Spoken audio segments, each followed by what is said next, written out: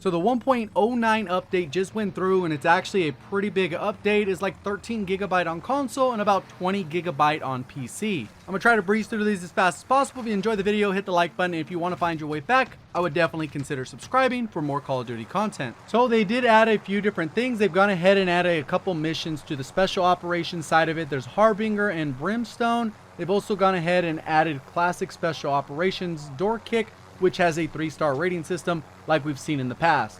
XP and multiplayer unlocks based on your star rating after finishing a game. Multiplayer, realism, mosh pit, domination, hardpoint, headquarters, and kill confirmed, which is pretty cool. They also added gun game. And then as far as general fixes, there's a ton of these, but again, I'm going to go ahead and breeze through them. Fix for a bug where a player could spawn without a character model when spawning into a friendly vehicle. Fixes for various exploits across all maps and modes. In case you guys didn't know, there was an exploit where you can literally hide under the map, shoot people, and a lot of people were going on nuclear streaks as a result of that. So it looks like they've gone ahead and fixed that issue.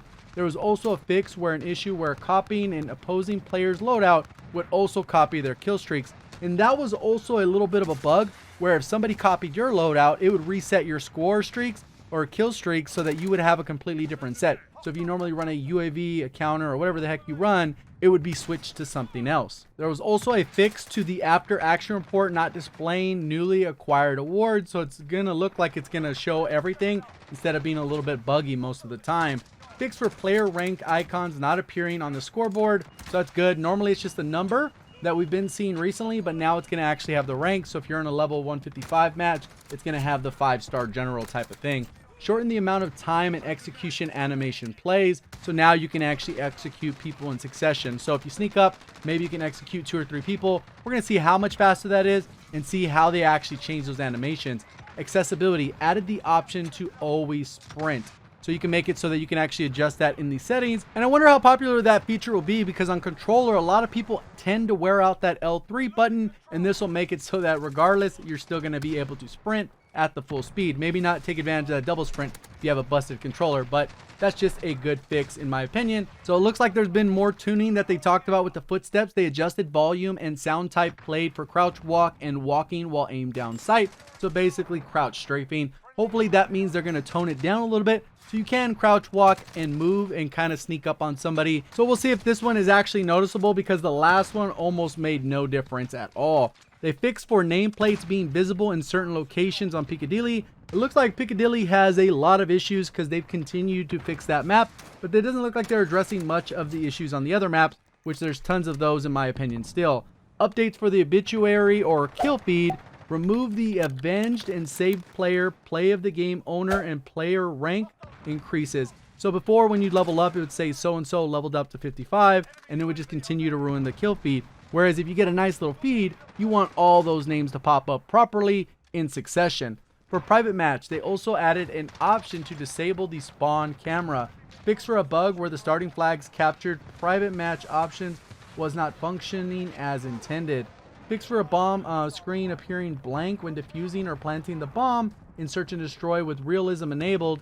Added a bomb carrier indicator. So a lot of bugs there. For kill streaks, they fixed an issue where selected kill streaks would revert to the previous selection mid-match. Fixed where player, and that's kind of what I was talking about earlier.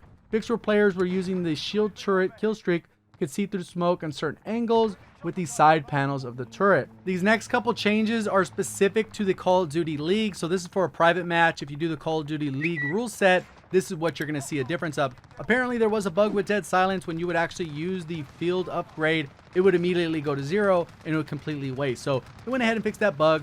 Thermal scopes are now able to see through smoke grenades. So I guess that could be a tactical play, but I'm pretty sure overall the Call of Duty League will probably just gentleman agreement the thermal scopes, so you're not going to be able to see through the smoke. So we'll kind of have to see how that rule set changes as they go. They also added an option to disable the spawn camera. Hopefully this is something that ends up ending up in the real game, in the full game, because I think that that is a big reason of why there's so many bad spawns. Because in case you guys didn't know, once you select the spawn, it locks it in place. So regardless of what happens in that scenario, it is 100% locked in. And then you got to go ahead and do that little fly-in thing, which takes like 5 seconds. And by that time has passed, it ends up being a very bad spawn and you get insta-killed by something else. So hopefully it's something they're considering adding into the actual full game, because I think this is a huge issue. Fixed an issue where the mount interaction prompt was disappearing when planting or defusing the bomb. This was an issue as well. If you stood next to a wall, you know how it says to mount the weapon. If someone was planting or defusing, it would disappear, and it would give the other player an indication that, hey, someone's disarming or someone's planting. So they can go ahead and play aggressive while that person was doing that and planting for that 7 seconds or whatever it takes. One live game mode fixes. Fix for a camera getting stuck on death location when transitioning to spectate. And what would happen there is you'd end up dying, and from your location you can actually give intel to your team, which is not really a good idea. Shouldn't have a free looking camera in an S&D game mode. Fix for a weapon not animating when sprinting at the beginning of a round. So it looks like there was a minor nerf to the infantry assault vehicle, aka the tank. They reduced the damage radius and the lethality of the turret, so you just got to be a little bit more accurate with it. I don't think that's going to solve the issue by any means. We'll kind of have to see how that one plays out in real gameplay. Progression and challenges, missions fixes. So it looks like they did a clean pass through and they updated some of the descriptions so they're a little bit more specific on what you need to do. Because before that, some of them said like use a suppressor, but it wouldn't say which suppressor you needed to use, whether it was the monolithic, the lightweight, or whatever the case is. You wouldn't get credit for it unless you're using a specific one. So it looks like they've dialed in that so that when you actually go for the specific challenges, you know which ones you're able to complete. Officer challenge, heads up. I'm not really familiar with that one, but I'm glad that one got fixed. Destroy vehicles with launchers, doing work, aggression, expert gunsmith, and one trick pony. All of those challenges got updated, so they should work properly. Lethals and tacticals, fixed for decoy grenades showing a red blinking light for both allies and enemies. So if your teammate was throwing it, it would blink red and it really wouldn't be an issue, but this one makes it cleared up so that you know if it's an enemy one or a friendly one. So that's a good fix there. Slightly brighten the player outline when using the snapshot grenade, so that's going to be more visible for the player that is actually using it. Single player, fix for a bug that could cause an error when selecting a mission. So it's looking like they touched a few of the different perks. Spotter perk was not marking equipment, field upgrades, or kill streaks through walls and free-for-all. Fix for spotter perk not marking UAVs and slightly brightening the outlines.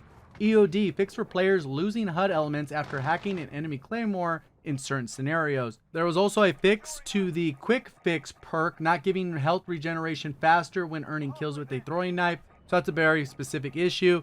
Fix for the amp perk not stowing the riot shield as quickly as it should. So the next ones are a few bug fixes specific to weapons. There was a fix for rocket launcher camos not unlocking or tracking properly. In case you guys didn't know, this was one of the big issues and things holding people back from actually unlocking Damascus. I know there's about 3 or 4 different accounts out there that have completely unlocked all the challenges except for these couple bugged ones. There was also a fix for the Model 860 camos not unlocking or tracking properly. So it looks like the Scar got a buff because it's a little bit hard to understand what they're saying. It says slight increase ADS time, which would mean that it takes longer to ADS, but I think they want to make it faster because the Scar is pretty slow and it needed a buff in that area. So I'm guessing it's a buff. And then it says reduction to barrel and bipod grip penalties. So all that means is when you ADS, it was slowing you down. Now it's going to slow you down just a little bit less. Fix for a white placeholder box appearing when leveling up a weapon and unlocking new attachments. Good fix there. Added descriptions to all optics that have a scope glint. And that's pretty good to know because some of them you would obviously assume if you're equipping a sniper scope to a rifle, you're going to get that glint. But on some of them, you're like, well, do I get one or don't I? Now that's nice that that's going to go ahead and clear that up. Looks like they fixed an issue where the P90 and the FFS ring sight would create a scope glint. So that was an unintended effect. So another good fix there. Thermal scopes are now able to see through smoke grenades. So it's good they've transferred that over to the public matches. Fix for charms not appearing where they should on various weapons. Good fix. It's always good to make things work the right way.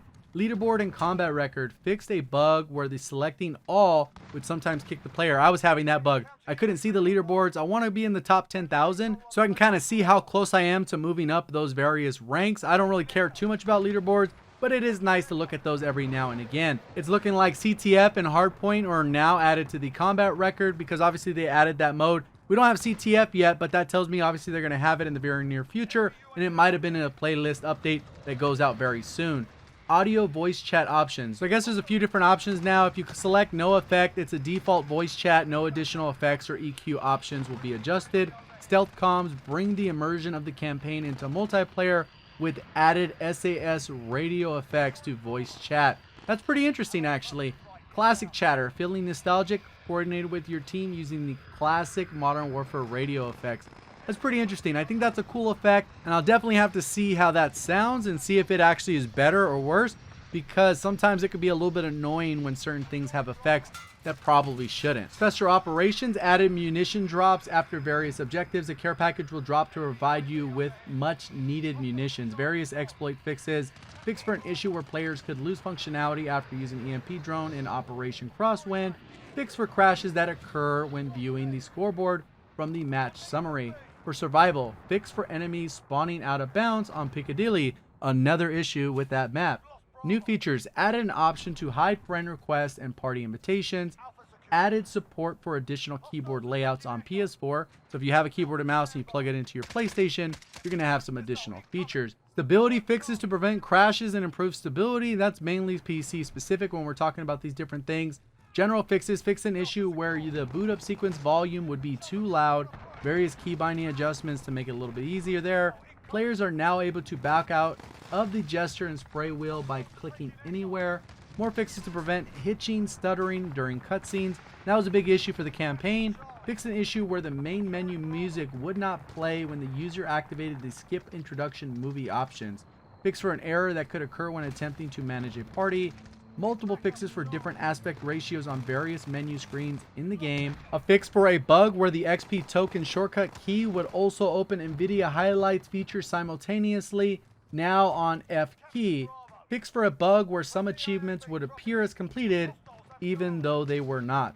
So that's pretty much all the update. If you enjoyed the video, hit the like button. If you're brand new, definitely consider subscribing to the channel for more Call of Duty content. Appreciate all the support. Thank you for watching. As always, have a great day.